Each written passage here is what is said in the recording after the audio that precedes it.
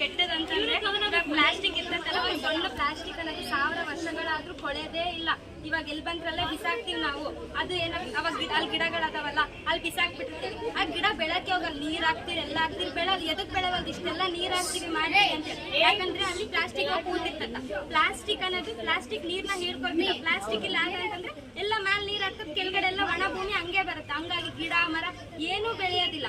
ಅಷ್ಟೇ ಅಲ್ಲದೆ ಪ್ಲಾಸ್ಟಿಕ್ ಅನ್ನೋದು ನಾವು ಇವಾಗ ಕುರ್ಕುರೆ, ಹುಡುಗರಿಗೆಲ್ಲ ಕುರ್ಕುರೆ ಚಿಪ್ಸ್ ಎಲ್ಲ ತಿನ್ನಿಸ್ತೀವಿ. ಅದ್ರಾಗ ಪ್ಲಾಸ್ಟಿಕ್ಸ್ ಇರ್ತದ.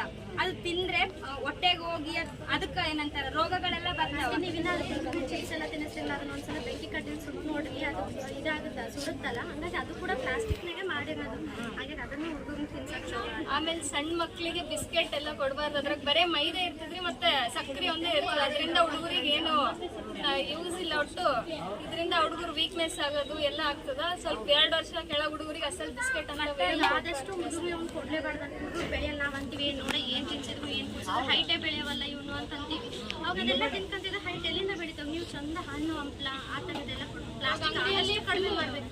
ಪ್ಲಾಸ್ಟಿಕ್ ಏನ್ ಗೊತ್ತಾ, ಇವಾಗ ಪ್ಲಾಸ್ಟಿಕ್ ನ ನಾವು ಅನ್ನ ಉಳಿದಿರ್ತದ ಏನೋ ಉಳಿದಿರ್ತದ ಅದನ್ನ ತೆಗೆದು ನಾವು ಬಿಸಾಕ್ಬಿಡ್ತೀವಿ. ಇವಾಗ ದನಗಳಿಗೆ ನಾಯಿಗಳಿಗೆ ಅವನ್ ತೆಗೆದು ತಿನ್ಬೇಕಂತ ಅವ್ ಗೊತ್ತಾಗ್ತದ. ಅದು ಡೈರೆಕ್ಟ್ ಹಂಗೆ ಕವರ್ ಜೊತೆಗೆ ತಿನ್ಬಿಡ್ತದ. ಇವಾಗ ದನದ ಒಟ್ಟಿದಾಗ ಅವೆಲ್ಲ ಹೋಗಿ ದನದ ಒಟ್ಟಿ ಉಪ್ಪಿ ಸತ್ತೋಗ್ಬಿಡ್ತದ. ಇವಾಗ ದನಗಳು ಎದಕ್ ಸತ್ವು ಏನಂದ್ರೆ ನಾವು ಮಾಡಿದೆ, ನಮ್ ದನಗಳು ಸಾಯಕ್ ನಾವೇ ಕಾರಣ.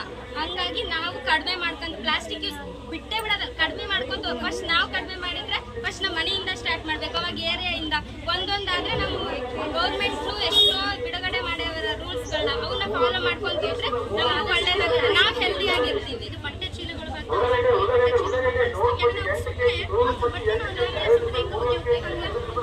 ಪ್ಲಾಸ್ಟಿಕ್ ಸುಟ್ಟಾಗ ನಮಗೆ ಏನು ಆಕ್ಸಿಜನ್ ಸಿಗೋದಿಲ್ಲ, ಉಸಿರಾಟ